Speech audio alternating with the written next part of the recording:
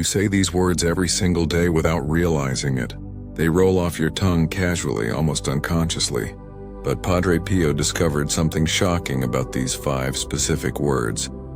When you speak them repeatedly, they create spiritual openings that literally attract anxiety, worry, and fear into your life. These aren't curse words. These aren't obviously negative phrases. They're common words that millions of people say daily. But Padre Pio observed that people who stopped saying these 5 words experienced dramatic reduction in anxiety levels, even without changing anything else in their lives. Your words have creative power. Proverbs 18:21 says, "Death and life are in the power of the tongue."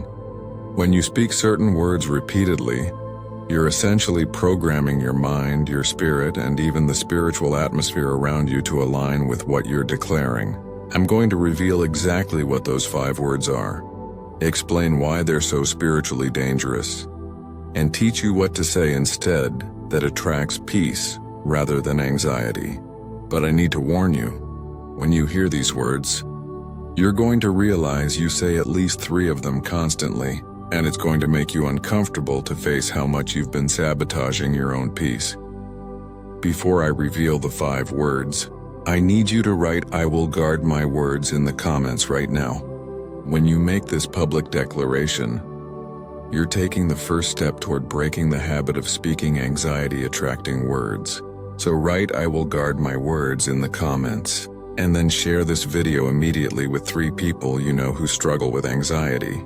Most people have no idea their own words are making their anxiety worse. Your share might be exactly what helps them break free from a verbal pattern that's been destroying their peace. Share it right now.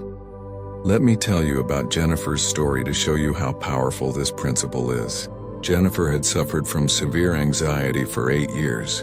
Constant worry, panic attacks, inability to sleep, overwhelming sense of dread. She'd tried medication, therapy, meditation, everything modern medicine offered.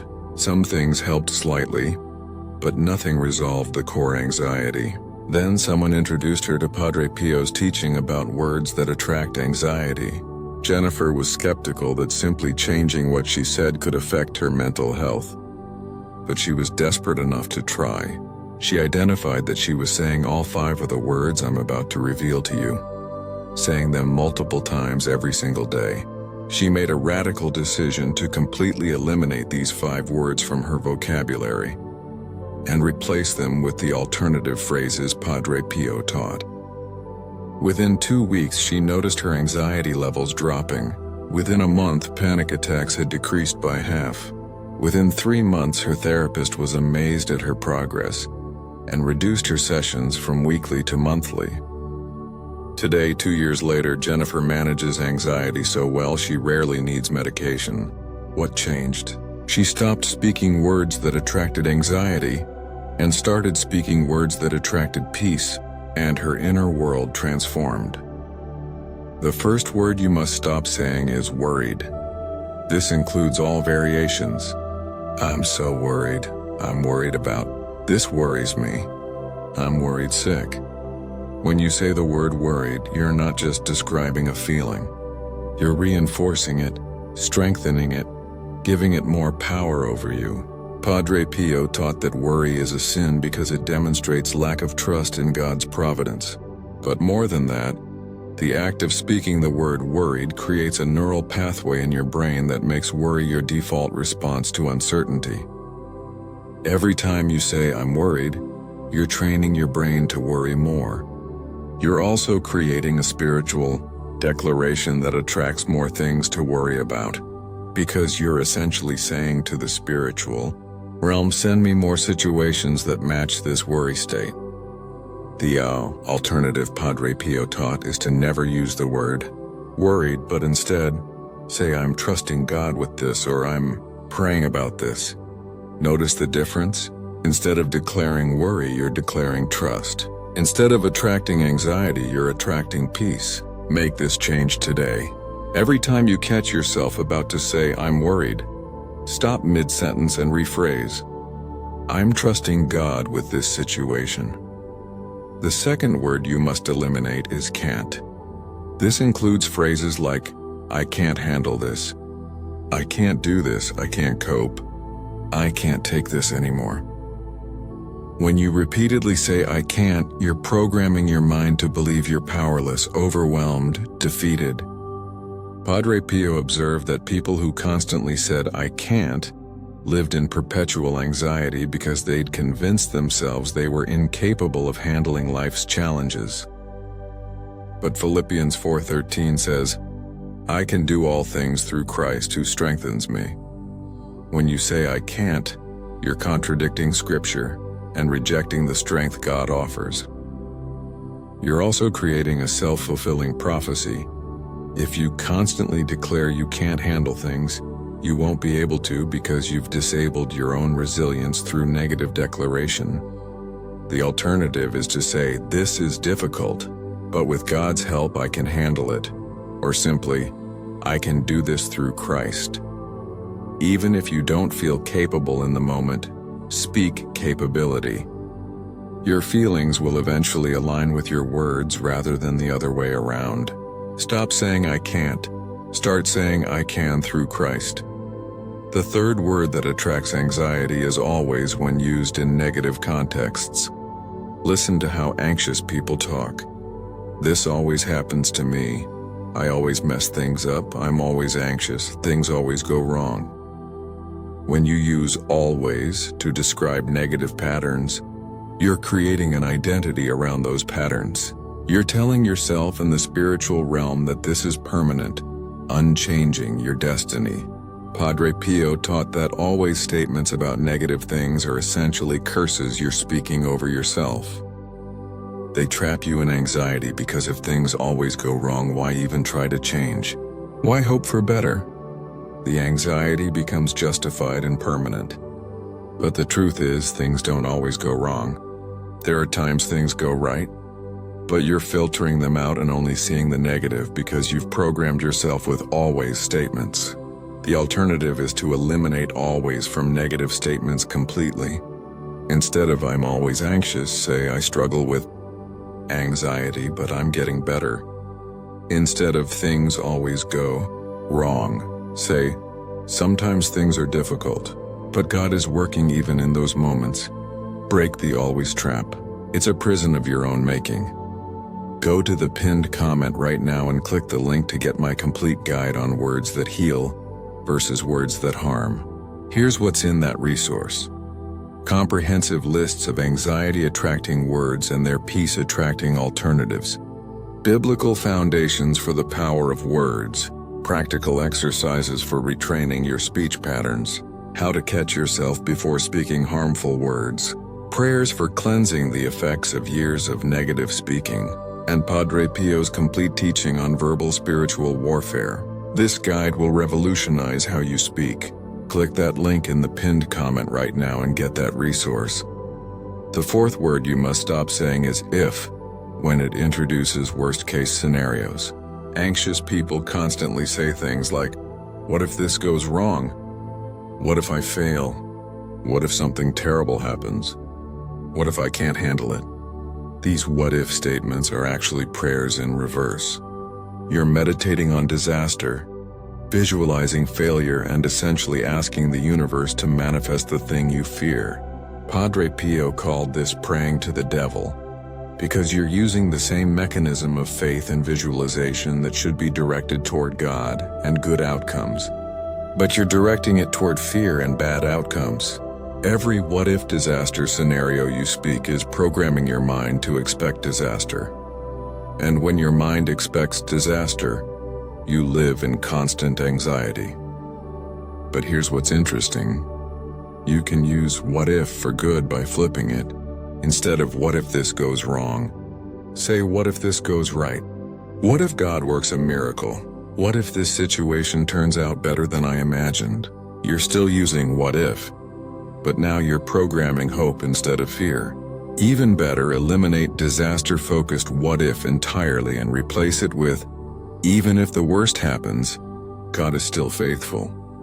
That statement acknowledges the possibility of difficulty but doesn't obsess over it and anchors you in trust rather than fear. The Fifth and most dangerous word that attracts anxiety is never.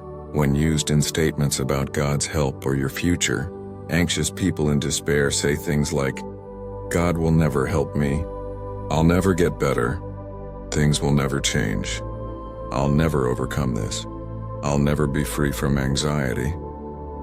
When you speak never about positive possibilities, you're closing doors spiritually. You're declaring that hope is impossible, that change cannot come, that God cannot or will not intervene. Padre Pio taught that never statements about God's power or your healing are actually blasphemy, because they deny God's nature as a miracle-working, situation-changing, anxiety-breaking God.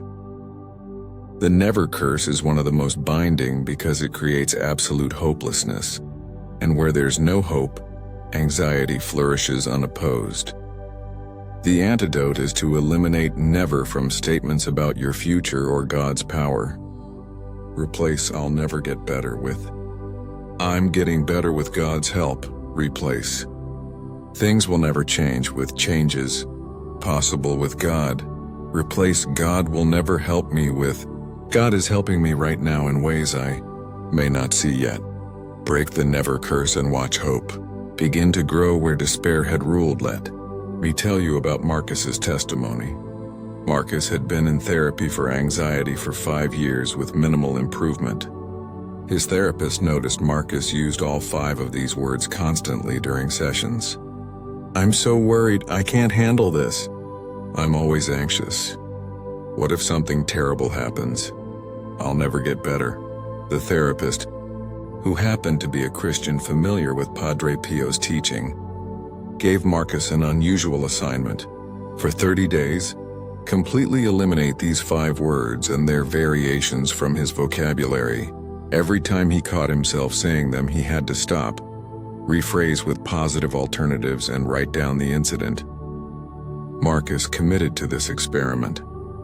The first week was extremely difficult because he realized these words were his default language. But he persisted. By week 2, he was catching himself more quickly. By week 3, the positive alternatives were becoming more natural. By week 4, his anxiety had dropped noticeably without any change in medication or therapy techniques. His therapist documented that simply changing his verbal patterns had accomplished more in 30 days than 5 years of traditional therapy. Marcus continues to guard his words vigilantly today, and he credits this practice with maintaining his mental health more than any other single factor. Now let me give you the complete alternative vocabulary that attracts peace instead of anxiety. Instead of I'm worried, say I'm trusting God. Instead of I can't, say I can through Christ. Instead of always in negative contexts, say sometimes or I'm improving. Instead of disaster-focused what if, say hope-focused what if, or even if. Instead of never about positive change, say God is working or change is coming. These aren't just semantic games. These are spiritual declarations that reshape your inner world and the spiritual atmosphere around you. When you consistently speak peace-attracting words, your mind begins to believe them, your emotions begin to align with them, and even circumstances seem to shift to match them. Here's what I need you to understand about the power of words. You're not just describing reality when you speak, you're creating it. Genesis shows God speaking the world into existence. You're made in God's image, and part of that image is the creative power of speech. When you repeatedly say, I'm always anxious, you're not just noting a current state. You're reinforcing that state, strengthening it, making it more permanent. But when you say, I'm getting more peaceful every day, you're creating momentum toward that reality. Your brain hears your words and begins working to make them true.